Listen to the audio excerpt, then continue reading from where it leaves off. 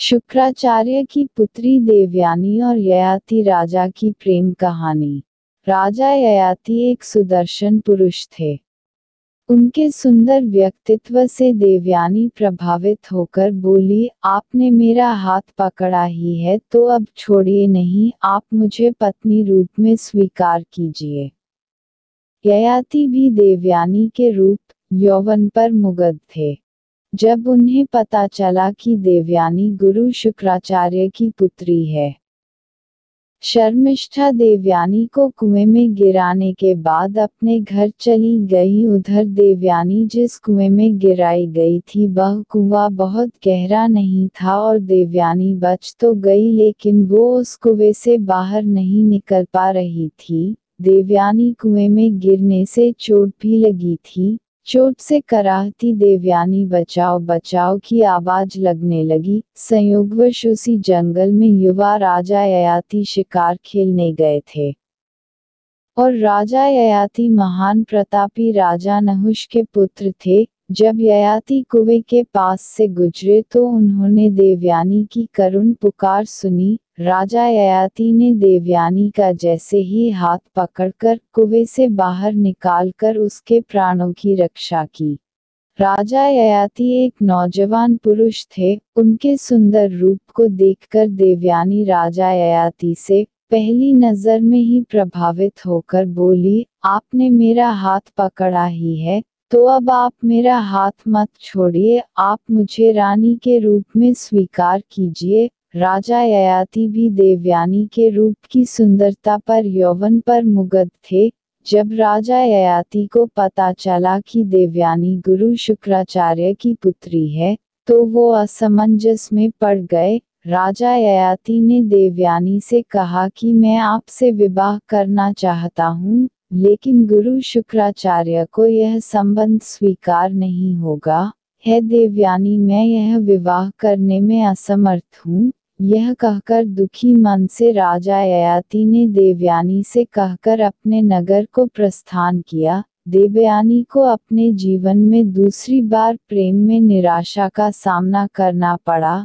दूसरी बार देवयानी का तिरस्कार हुआ। देवयानी दुख शोक के सागर में डूब गई। देवयानी वही कुएं के पास बैठकर दुखी होकर रोने लगी। उधर जब शाम ढले देवयानी जंगल से वापस नहीं आए तो देवयानी के पिता शुक्राचार्य को चिंता हुई। शुक्राचार्य अपनी पुत्री देवयानी को खोजने वन की ओर निकल पड़े। शुक्राचार्य को वन में जब उन्हें देवयानी मिली तो उसकी हालत देखकर उन्हें बहुत दुख हुआ। देवयानी के कपड़े गंदे, शरीर में चोट लगी थी और सुंदर मुख अश्रुओं में डूबा हुआ था।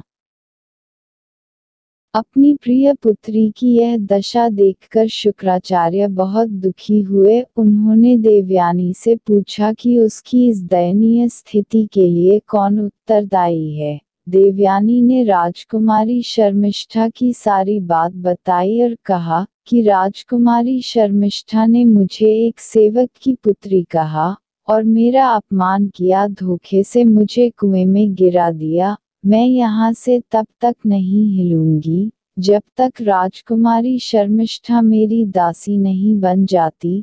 यह एक अवांछित इच्छा थी, पर गुरु शुक्राचार्य इस स्थिति में अपनी प्रिय पुत्री को न कैसे कहते। शुक्राचार्य ने राजा वृषभवा को संदेश भेजा कि वो उनके राज्य में वापस ही नहीं लौटेंगे अगर देवयानी के इच्छानुसार राजकुमारी शर्मिष्ठा देवयानी की सेविका नहीं बनी तो। राजा वृषभवा यह बात जानते थे कि गुरु शुक्राचार्य के बिना असुरों का पतन निश्चित है।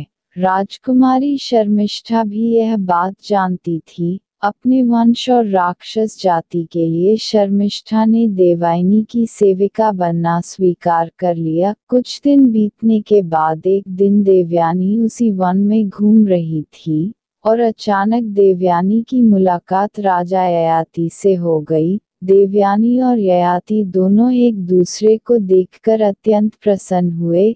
इस बार देवयानी ययाति को अपने साथ लेकर अपने पिता शुक्राचार्य के पास पहुंची और ययाति से विवाह करने की इच्छा व्यक्त की। गुरु शुक्राचार्य ने देवयानी की इच्छा स्वीकार ली, पर शुक्राचार्य ने राजा ययाति के सामने शर्त रखी कि जीवन में कभी भी ययाति की वजह से देवयानी के आंख से एक भी अश्रु नहीं बहना चाहिए।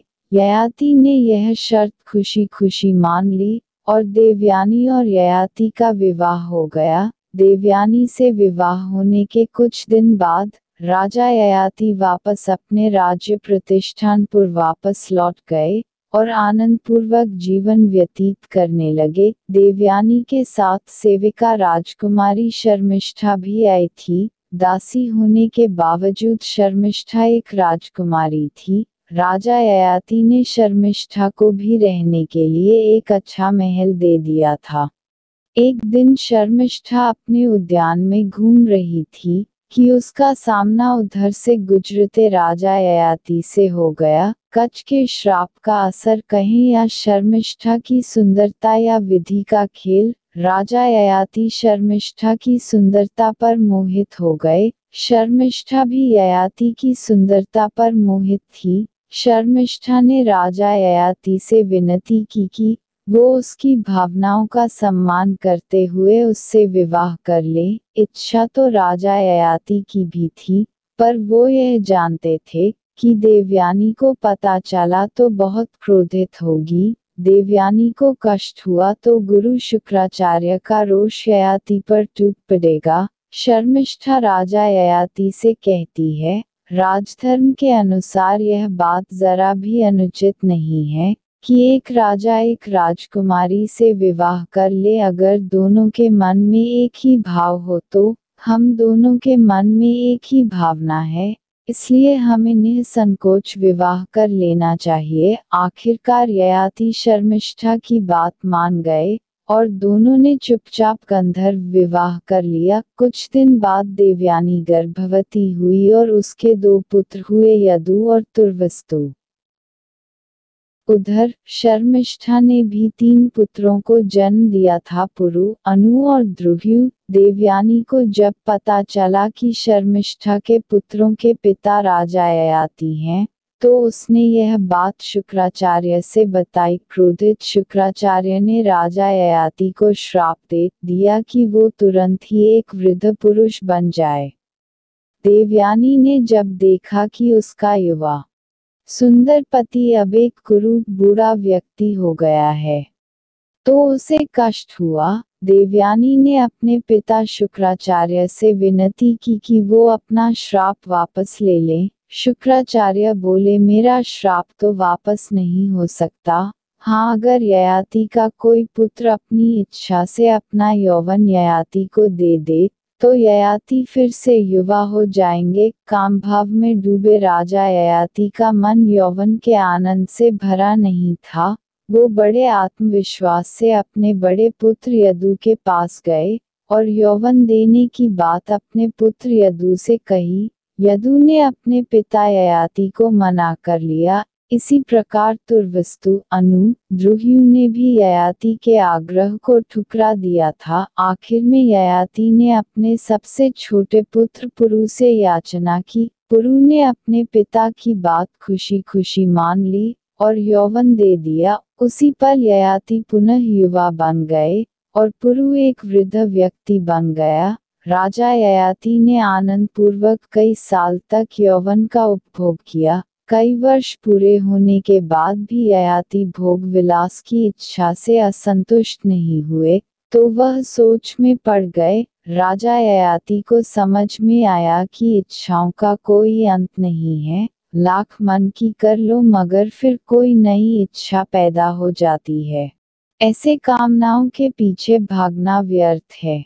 और ययाति ने अपने पुत्र पुरु के पास वापस जाकर उसे उसका यौवन वापस करने की बात कही। जब पुरु को अपने पिता ययाति की इच्छा का पता चली तो उसने कहा, अपने पिता की आज्ञा का पालन करना तो मेरा कर्तव्य था। आप अगर चाहें तो कुछ समय और आनंद भोग करें, मुझे कोई कष्ट नहीं है। राजा ययाति ने जब यह बात सुनी तो उन्हें बहुत खुशी हुई। राजा ययाति अपने पुत्र पुरु की उदारता से बहुत प्रभावित हुए, और सबसे छोटा होने के बावजूद उन्होंने पुरु को अपना उत्तराधिकारी घोषित कर दिया। राजा ययाति ने पुरु को उसका यौवन वापस लौटा दिया। पुनः वृद्ध रूप में आकर राजा ययाति अपनी दोनों रानी देवयानी और शर्मिष्ठा के साथ राज्य छोड़कर वानप्रस्थ हो गए। आगे चलकर राजा ययाति के 5 पुत्र अत्रि वंश के राजा हुए। नहुष के 6 पुत्र थे, याति, ययाति, सयाति, अयाति, वियाति तथा कृति। याति परम ज्ञानी थे तथा राज्य, लक्ष्मी आदि से विरक्त रहते थे, इसलिए राजा नहुष ने अपने द्वितीय पुत्र ययाति का राज्याभिषेक कर दिया। ययाति नाम के एक राजा इक्ष्वाकु वंश में भी हुए थे, उनके पिता का नाम भी नहुष था।